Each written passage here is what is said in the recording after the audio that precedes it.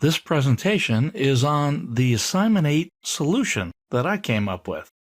So here is the application again. And why don't we start with the home page here, Assignment 8, and I'm under the Assignment 8 files. So actually, before I go this, let me show you the directory structure here briefly. We have Assignment 8 files, and I've got all the programs that I'm going to need to run. I've got the 3 Ajax programs that I'm going to deal with, and all the other programs are here. Notice right off that I broke up the mortgage and the guest book into separate programs. They were kind of combined before. I had both forms on one page. Now, because we're running here under these files, we have relative referencing to worry about, and we have to back up a directory here to the root and then go down to the CSS or the images to get the various files we need for like the logo or the styles we need to run this program. Let's go back to the text. We're going to go to the code. So here's the opening page. And we go down, of course, to the feature. We see featured house, logo. See the logo is backing up, 2 dots and a slash to get to the images. I've done that in all the pages. I have a new set of common functions, Assignment 8 common functions. All the functions in there are ones that you've seen in previous lessons. They deal with selecting the results off a database, connecting to the database, and also deal with passing an insert, update, or delete statement to the database. You have your home list. All that's very much the same. If we come down here, however, we have the display realtors function. This is PHP, and we got to be careful to keep our PHP and JavaScript clear since we're coding them both now. And I do the select on the realtor table, and I get all this information, just like I had before. But different than last time, I was only getting the first name and the image file because that's all I was displaying. And that's still all that I'm displaying at first. However, you noticed in the little yellow box that appeared to the right, I had the last name, phone, and email.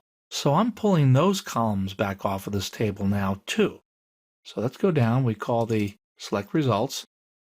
So here I'm getting the whole thing, last name, phone, and email into these various variables. So I want to hold on to that. I got the image file.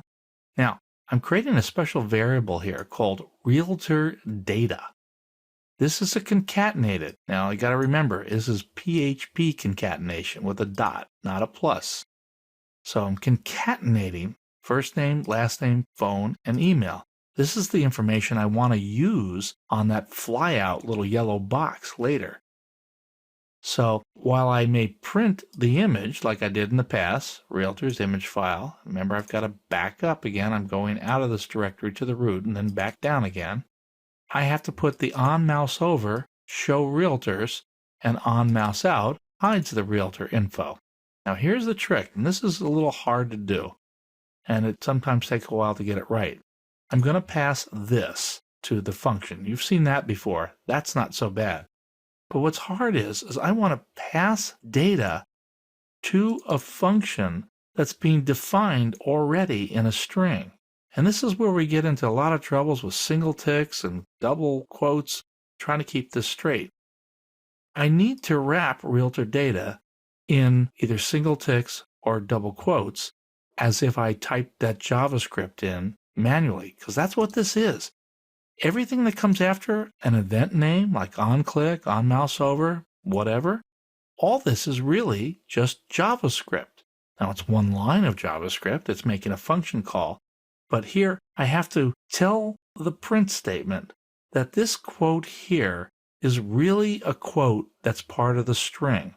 And I want to keep it because I need to wrap it around the realtor data. So look here. This is one string. There's the beginning delimiter. This is the ending delimiter. This quote is not a delimiter at all. It's just part of the string. So now we have dot, and we have another string. That's the realtor data. That's this delimited string up here. And then we have another dot. And now look at this. This is the next string. We're going to have to go all the way over to get to it. This whole thing is the next string. There's the opening delimiter and the ending delimiter. This quote here has a backslash in front of it, so it's part of the string, and it's what I'm going to use to wrap around realtor data.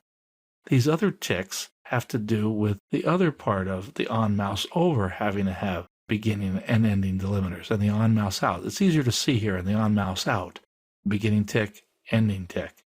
So getting this right can really be difficult. And it's one of the reasons I chose to pass one delimited string here, because if I had to do this with 4 different pieces of information, it can get really hard to get right because our eyes can't see this very easily. So this way I'm only passing one thing that I got to keep track of with all these crazy delimiters. So let's go and look at the show realtor info function, which is in JavaScript. And that's at the top of the form here. Now, I could have put JavaScript in a separate file, kind of like I do here with the cascading style sheets. And truly, when you go into production with most programs, that's the way to go. I kept it in the program here between the script tags just to make it easier for us to look at it. So here's the show realtor info. I passed this to element, and the realtor info is that delimited string. We've seen before that we can split the realtor info. We can split that into an array. And so I have the array. I'm looking at the first, second, third, fourth elements and pulling it out to its respective variable name so I can deal with it. I get the div. Here I'm formatting the MyHTML. I got a paragraph and I've got bold. I bolded the first and last name at the top, and then I've had 2 breaks, and then I put the phone number, phone, and the email, and the email. And that's what you saw in the yellow box. So I'm building up the variable MyHTML, and then I'm going to set that to the inner HTML property of the realtor info div. And that div is the yellow div that you saw to the right. Now, that's hidden by default. So I have to find out where it is with the offset left and the offset top to get the X and Y coordinates. And remember, I now want to set the division's style top attribute to be Y plus 100 and X plus 550. That'll make it appear at the right place in the page where I wanted to see that yellow box. Now, I'm not going to see anything unless I make it visible. So the div's style visibility attribute has a value of visible, and this is how you set it. Okay, that ends part 1 of Assignment 8 Solutions. We'll pick up in the next video.